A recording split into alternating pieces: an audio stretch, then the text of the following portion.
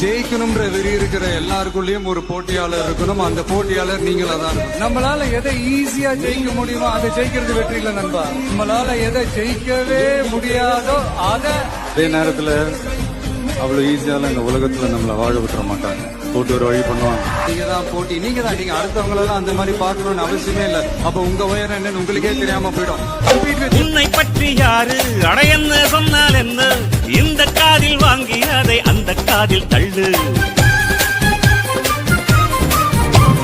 மேகம் மீதந்தாலும் காகம் பறந்தாலும் ஆகாயம்தான் அழுக்காக ஆகாதுன்னு சொல்லு. பூ பந்தை யாரும் நீரில் பொத்தித்தான் வச்சாலும் வந்து வரும்